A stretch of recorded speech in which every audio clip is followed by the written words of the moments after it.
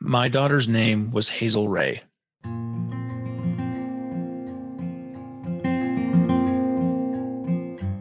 she looked just like her mom. She had the same face. She even had the same toes, where one toe was a little bit longer than the other, that I always made fun of my wife for, and which I ended up being kind of jealous of. But later, I discovered that I have a weird genetic defect with my fingers, and she also had crooked pinkies just like I did. It was really, really cool to find that. Welcome to Still a Part of Us, a place where moms and dads share the story of their child who was stillborn or who died in infancy. I'm Winter. And I'm Lee. We are grateful you joined us today. Please note that this is a story of loss and has triggers. Thanks to our lost parents who are willing to be vulnerable and share their children with us. If you're listening to this podcast, just know that on our YouTube channel there are pictures and videos that are related to the stories that are being shared. Subscribe and share it with a friend that might need it, and tell them to subscribe. Why? Because people need to know that even though our babies are no longer with us, they're still a part of us.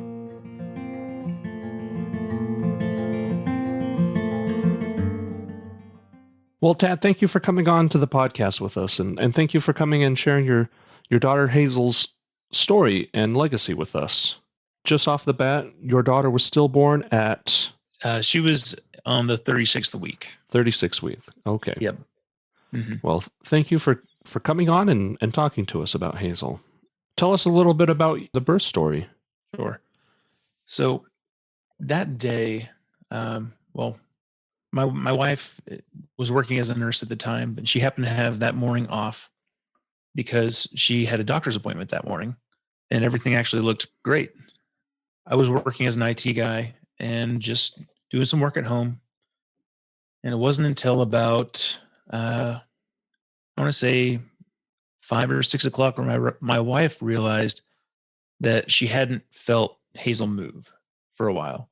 That, okay, well, let's not worry too much about it. Let's eat some sugary food and, just kind of try to relax and watch TV and see what happens. But then nothing really changed. So it was at that point that we went to the ER.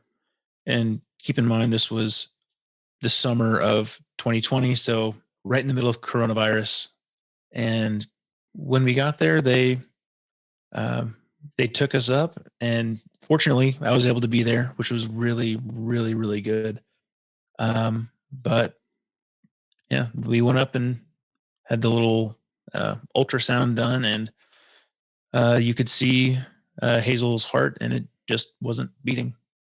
So it was very odd, where my wife, pretty reserved as a person, just kind of broke down. As in like loudly, she really just, it affected her very strongly. I more or less went into shock and just didn't say much, just kind of sat quietly, just kind of centering myself. The experience was very different for the both of us. We digested the entire situation very differently. So, and then we got checked in and called family members and just told them what was going on, and they were all in town the next morning. Quick clarification question. Yeah. You said in the evening you guys went into the hospital. How long were you guys waiting to be seen? Was it a long wait period? So when we showed up, the ER was pretty much empty. So it took a little bit of time to get a hold of the actual, pregnancy unit. Mm-hmm. But I mean, it was less than an hour, and we were given the news by the time we showed up to when it happened. And like you said, it floored you to find out that news. How long were you guys, after you found out about your daughter Hazel's not having a heartbeat, how long were you guys in the hospital? Was it after we found out, they moved us to a room, and we stayed there so we got into that room at about 10 p.m. And then the next evening is when Hazel was actually born, and then we left the next morning. Yeah. Well, we'll go over that in a little bit. So you guys didn't go home when No. you... No? Okay. Nope. We fortunately we had already, for some reason, and I don't know why, when I had quite a bit of intuition through the situation where when she said, "Hey, something's not right," I didn't have that feeling of, "Oh no, it'll be fine." I just, for some reason in that moment, I feel like I just kind of knew. Mm. So, I put on, like, clean clothes. I packed the, The overnight the bags pregnancy and stuff. Yeah, bag, the I guess, pregnancy whatever bag. we call it. Yeah. So yeah, so we were prepared. We had no reason to leave. So yeah, we just went in and stayed. And you said that you called family, briefed them on what was happening. Was Yep. anybody allowed to come into the hospital with you? And mind, this is during the COVID pandemic, Right. so a lot of hospitals say no, absolutely nobody. So Right. So for us, we were pretty lucky because, like, when we walked into the ER, it was vacant other than just the people. And as far as even the hall, when we got to our room, it was not even half capacity. So for some reason, the hospital, I feel like they might have given us a little bit more leeway than yeah. most, for whatever reason. Maybe I'm just feeling that. I really don't know. But we sat down, after we called them and everything.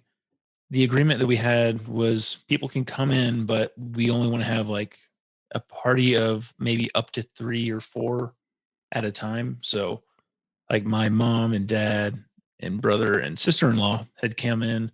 After they left, my wife's parents and brother Mhm. came in, and then there were a couple other people that had come in as well.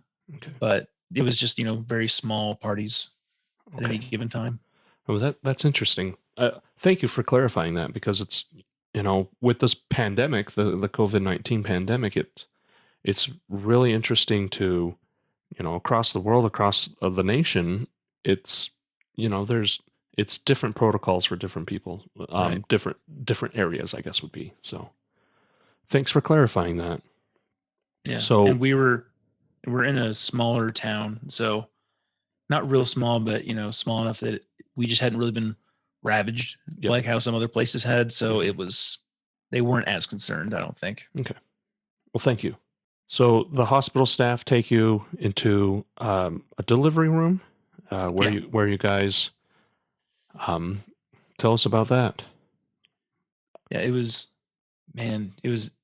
just felt, it's hard to really recall that since it was still such a moment of shock at that Yeah, point. We yeah, kind of, we walked in, we were pretty quiet. We really just kind of let whatever we were feeling just kind of be there. So, we went in, and at this point, like I said, it was 10 o'clock. So really at that point we were just, it was like checking in to go to bed really. yeah. So, my wife was over on the bed, and we just made room, and we both slept on that hospital bed together. Well, slept. I don't, I didn't sleep. Cried your She eyes didn't sleep out. much either. Cried your eyes Yeah. out during the night. Yeah. Yeah. And I don't cry like that. So it was very, yeah. I didn't go an hour without breaking down in some way. It was, yeah, it was very, being in that room for, ultimately, you know, 30 hours or so straight. It was just, sense of time and self was very, very off for us at that point. Mhm. They had Taylor hooked up to medication to help induce labor. Yeah. How long was that? How did that go? Was it a pretty quick process? You said you checked in at 10 o'clock into that room, sort of Mhm. slept through the night. Yeah. Morning, things started happening, or when did Um, no. So since she was 36 weeks, they had to induce her, and it was, I guess, some pill that they inserted, and it was placed every 6 hours, I believe. So it was something that could have maybe, um, it sped up the process, but they had to manually break her water and stuff like that. Mhm. And we were in there for a while because 10 p.m. rolls around, and then it wasn't until about, I want to say it was give or take 6:35 p.m. when Hazel was born. Mm. So, yeah, what is that? That's It's like 20 hours. about 20 hours, Yeah. I think. Yeah. Like you said, it's a small 4 walls, and your mind races through everything. It's a horrible prison that you are in. So, Yeah. With my wife's current pregnancy, um, we're very aware that we're going to do everything we can to not be in a room on that side of the building, because even if it's a mirror image of that other room, sitting in that same environment for an extended period of time during something as stressful as a pregnancy, we're very aware that that's something we want to avoid. We don't want to mix tragedy with anything else yeah. that we'll be going through. Let's talk about the delivery. Yeah. So she after she got the epidural and everything, it went for a while, but we knew that just how things were looking, that a C-section wouldn't be necessary. So I actually think that the epidural had started to wear off right before that actually took place. Yeah. So I think it might have actually been to her benefit to kind of actually help her kind of feel what was going on and be able to respond to it appropriately. But yeah, she was able to go through, and just other than the epidural, it was just, it was a typical vaginal birth. And yeah, I will say that this is the one time where I probably feel the most guilty of any time, because my wife, she almost prides herself in, I kicked birth's butt, man, and but I was just kind of, she thinks I was like dissociating, but for me, it was like every moment was a painstakingly slow moment of, wow, I'm about to meet my daughter. Mm-hmm. I'm about to meet my daughter. And then, so the joy of that juxtaposed with, I hope she looks okay, because it was, I don't know, for whatever reason, that was just like the only thing that was on my mind. Yeah. But when she came out, she looked perfect, really. I mean, we have pictures of her and she looks like just a baby who's sleeping, Yeah. It was just the craziest thing. Yeah. Now talk about your daughter. Oh, she, 36 weeks. She's full term, but she's on the new side of full term. Was she? Yeah. I don't want to say a large baby, but was she a big baby? Was she? Yeah. I can't remember exactly how much she weighed, but I mean, her length, she was, I want to say, we had some friends who had their babies at, 40 weeks, and she was just as long as their babies were. I mean, she was a good sized kid, I don't know. My wife's not that big or anything like that. So she must have just picked up on my side of the family's She got it from you. Size. And so she was did she have hair, lots of hair, a little bit of hair? And she had a fair amount. Yeah. She wasn't, I was a bald baby. I had some hair, but it was blonde, so you couldn't really see it. For her, it was brown. Since it was wet and everything, it was kind of hard to really tell. It seemed like there was like a little bit of maybe an amber color to it. Her hairline was right in the middle of her head, which I'm assuming she would grow into. But yeah, she had plenty of hair. It was cool. Yeah. And you mentioned that she had your wife's toes and your pinkies. Yeah, my wife has, her big toe is not her biggest toe, where the one right next to it just shoots out a little bit further, and I've made fun of her for it for years. And my wife, whenever we saw Hazel, she's like, Dad, look, she has my toes. I told her, well, I guess we thought she was perfect, but she got your toes. Finally a moment to lighten the mood a little bit. Yeah. But yeah, she had the shape of my wife's face, just not round, but just kind of I don't know how to explain it. It's just, she had the same shape of my wife's face. Looked like my the pictures of my wife when she was a baby, really.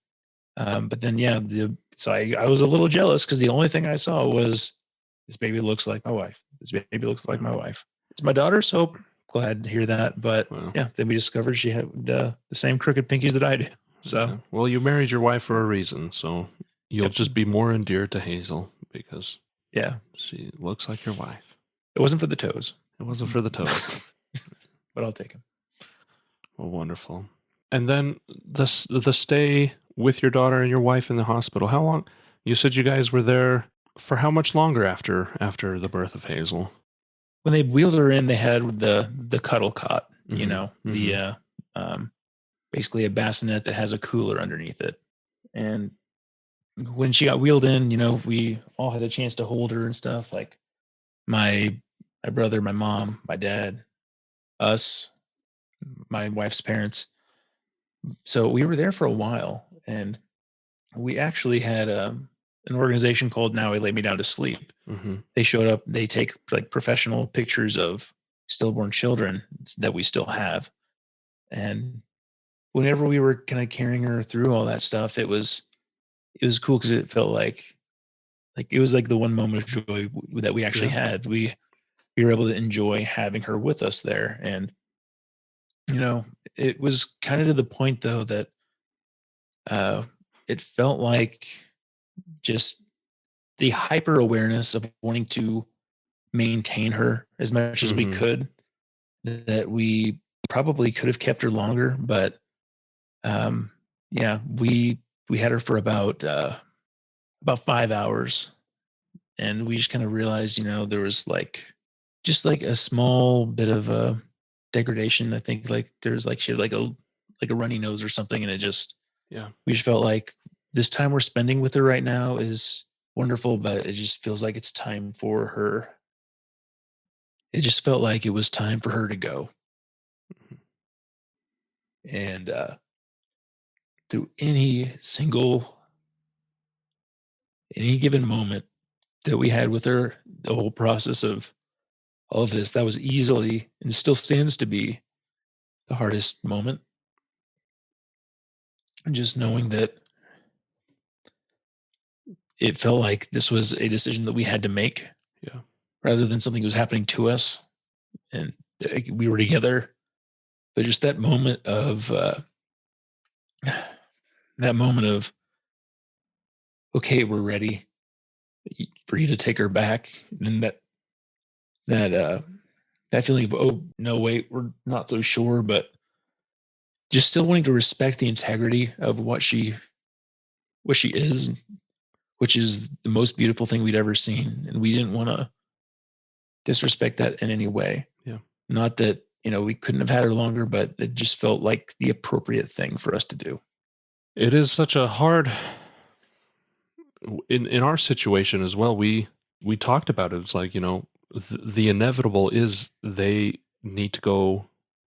You know, this is a body that is deteriorating. Like it is, it's dead and it is decaying, and it is not, you know, over time, it is before our very eyes returning to the earth. And it was the hardest decision for us to say, you know, how do we want to present our son for them to come take him? And Exactly.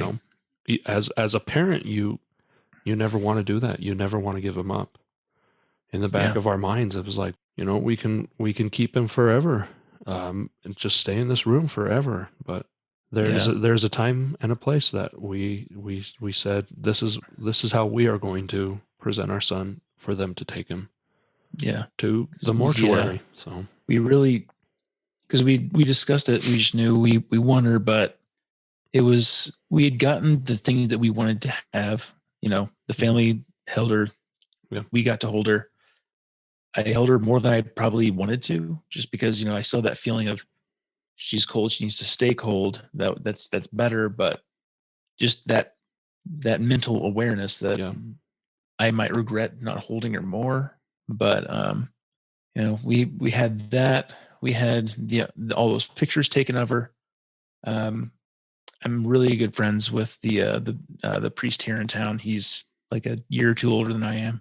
So he came down and he gave her the rite of unbaptized infants and everything. So it was, I mean, we had everything we could possibly want. We didn't want to spoil that moment. We wanted it to be the best thing that it could be, and I think we had it. Wonderful. You know, it's always one of those I remember thinking, are we going to regret this? Are we, and it always will be in the back of our minds for the rest of our life. So it's hard. It's horrible. It's terrible giving your child over and knowing that it's the beginning of the end. Because in our situation, we had to contact the mortuary, and the mortuary came, and that was another step towards the end. Yeah. What about you guys? Did you guys have a service? Did you? Yeah. For your daughter? So we were really, really fortunate because my dad's mom, she had, I don't think she was. I'm pretty sure she had retired at that point, but she'd been working at a funeral home for forever, so she had connections and everything, and so we didn't have to make any arrangements whatsoever. It was pretty much, she reached out to the head of the funeral home and just got all the right stuff lined up and knew exactly what would need to be done and just kind of took care of it for us. It was really nice. The only thing we had to figure out was, what the headstone was going to look like. That was really the only thing we had to worry about. So between that and that same Father Michael, who I said I was friends with, he actually did we had a mass for the funeral service. Mm-hmm. We're Catholic. And actually a good friend of my wife, who she went to prom with when she was younger, he became a deacon. So the night before her funeral, because she passed on Monday, born on Tuesday, and the funeral took place on Friday. Her friend Chris, after becoming a deacon, the first thing he did was he drove back over to where we lived, and he participated in the celebration of the mass. Oh, that's so nice. So, now how far did he have to travel? I'm actually not sure. Like 3 city blocks or a while? He was not in the same town. I'll tell you that much. I'm assuming it was a number of hours. That's my understanding. How many? I'm not so sure. Well, that's it wasn't a small thing to make it back, I don't think. That's very nice. So yeah. Now the service, I'm assuming you guys were there. Mm-hmm. Probably a small, because this is still COVID. Right. A little bit smaller. Was broadcast to anybody who wanted to watch it as well, or? So that was actually another one of the big moments you're kind of surprised about. Is our plan was initially to go have it in my hometown, which was a town of about 700 people. So it'd be real small, and we expected it to kind of just be us and maybe a couple other people, but we kind of put out there what happened, and we had and decided, well, maybe we'll need a little bit more people because the church in my hometown, it has 4 pews on each side. It's not big. And unfortunately, we had it in our current town because it was roped off every other pew to, maintain social distancing and everything. Yeah. And there were a lot of people there. It was about as full as I think they could reasonably have it. So a lot of people, I had friends we live in the middle of Kansas. I had a friend from the middle of Oklahoma drive up, and a couple other people from Oklahoma as well. Yeah, it was a good number of people. What a wonderful outpouring of love for you guys, for you and your wife. I mean, we weren't expecting probably even a quarter of what we had. So it was a really, really, really good thing. The mass, you guys go to the cemetery. Did you have a graveside ceremony as well? So after we finished up there, one of the reasons why we were going to have the service initially over in my hometown is because we had some family plots over in my hometown. So after the funeral was over, we had about a 45-minute drive. And what we opted to do was because I carried her casket down the aisle and I carried it back. Yeah. And that was tough. But after that, we just kind of decided that it would be the best thing if we could just keep her in the car with us. So rather than having anything the hearse just led the way. Mhm. That's all the hearse did. My wife got in, she buckled up. We just put the casket on her lap, and we had a nice 45-minute drive. And we don't go on big fancy vacations or anything like that. Our thing is more of kind of little day trips, short trips here and there. So that turned out to be one of those, probably the best 45 minutes of my life, really. So, I mean, we drove, we played music, we just kind of embraced life together as a family. Yeah, you had togetherness. Yeah, in a way that I never would have expected we would have gotten. Yeah. It was just a happenstance that really meant a lot more to us than I think we would have really expected. Yeah. I'm pretty sure by the time we got to the cemetery, people thought we were insane because we were smiling. Yeah. Because we were legitimately just we got exactly what we wanted. Our daughter. We had these precious pictures of her that we would always be able to hold dear. We were able to go to mass with our daughter. That's something that and then we were able to go on a family trip. What else would I want? Yeah. And as a religious person, being gifted a daughter, we're not entitled to anything. Like, just having her is entirely a gift, a blessing that God extended for not necessarily as long as we would have liked. But that's not going to undermine how much time we did have. Mm-hmm. So we were just, is probably the closest thing to her joy I think I've ever had in my life. So, but yeah, we got to the cemetery. We had a plot right next to where my grandparents will be buried. And since there was a 45-minute drive, we lost a good chunk of the people who were at the actual funeral. But once again, my friend Father Michael, he had one final prayer, and then we all just had a bunch of helium balloons and just kind of released them all together. And we spoke with everyone that came and told them how much it meant to us that they were there. One of the greatest things was being able to lay my son in the earth, because it was my last act on earth that I could give him. Yeah. Was to bring his casket, sort of like you.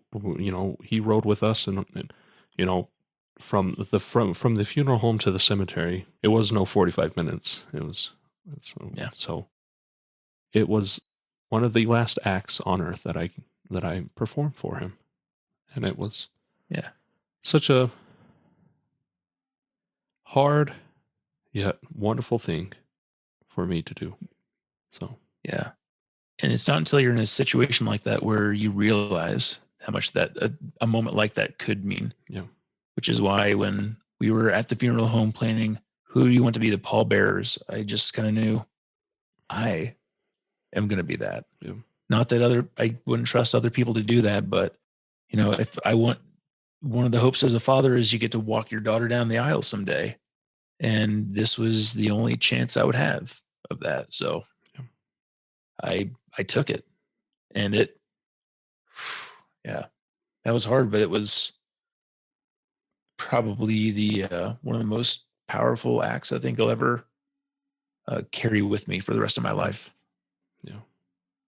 And it is amazing how small an infant's casket is. It truly is. I've been pallbearer for a grandfather, a grandmother, an aunt. An adult casket is big, but an infant's casket literally fits in your arms. It's humbling to be able to lift them and carry them and then lay them down. So now, how has recovery been for you? There's a saying that you move forward, not move on. Yeah. The point of your life before you found out that your daughter didn't have a heartbeat, your life before is completely different from the life after. You don't forget, you continue on with that new perspective of life. How has your recovery been for you and your family? Well, what you said really is pretty much exactly where my mind went. Because when people would say, how are you doing? For a little while, my answer was just, I'm different now. Yeah. Not that I'm broken, not that I am done, not that I'm any of these things, And but I it's not that am you can't be different. that either. It's, Yeah. it's okay to be broken. It's okay to be, done for Yeah. the day. Yeah. But Um, just kind of the grieving process. The biggest thing to note was that my wife and I grieved at very different paces. mhm. And that's not to say, I was further along than she was, or she was further along than I am, because, the whole thing was a loop de loop. So all of a sudden I'm further along than she's having an issue with this. Now I'm not, like she was in kind of she held on to denial for a while, thinking like she could have saved her or something. Since we had previously lost a child just to an early term miscarriage, we talked a lot about the book of Job, about she might say, everything will be okay. But even when she was pregnant, I told her, you don't know that. And that's okay. But things might not be. Things might not, quote unquote, happen, all work out in the end. Quote unquote, all work out in the end. But that's okay, because whatever we did receive was still something that we received as that gift. Mhm. For me, it was pretty hard for a while. I mean, every day I broke down at least once in some way, shape, or form. Um, since I was working from home by myself, it was just real. It was real quiet. Not a whole lot of solace to take, because even just something as simple as going on a mini road trip to go get our mind off things or whatever, it was still the day of coronavirus. Yeah. Like we lost our daughter, and by the end of that week, that's 1 week, and I was pretty new to my job. She was pretty new to her job. We didn't have a ton of PTO or anything, so we didn't have a ton of options. From that Monday when we lost my daughter, we were both back to work 2 weeks later, and whether that was enough or too much, not enough, I don't think we could ever truly qualify, Mhm. because we could have taken more time. There would have been issues with that. We could have gone sooner. There would have been issues with that. Yeah. Just the decision we made just seemed to be the most appropriate.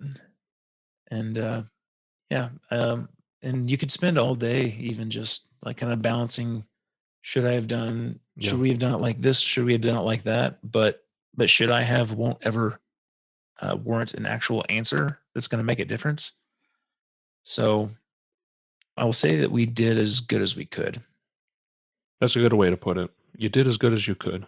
Because in all reality, there's a million things that influence every decision after every decision you make in these situations. Like you said, could you have gone longer? Maybe, but like you said, there would have been complications with that. And yeah, hopefully you're not stuck in a bad thought loop, like, we should have done that, or we should have done this, and stuff like that. So Yeah. yeah, Because it's an easy loop to get into. yeah, and it's not a helpful loop. So Oh, well, Tad, is there anything else you would like to tell us about your daughter Hazel before we wrap up this podcast? yeah. So Please. probably the most difficult thing about that situation is that we had an autopsy done, Mm-hmm. but it returned no conclusive results. Yeah. So there were no abnormalities. She did have a single chromosomal deletion that was so obscure that it looked like computer code. It was like XQA123, something like that. And that's really, but we were also told that wouldn't contribute to loss. So it was difficult not knowing, but at the same time, it wouldn't have changed anything if we did know. So at the end of the day, it doesn't matter, because as little of the time as we had, we got to hold and love our daughter and experience life as a family as much as we did. That's the truth. In all reality, you were able to be there with your wife and your daughter for what little time it was. Yeah. Well, thank you so much, Tad. Yeah, of course.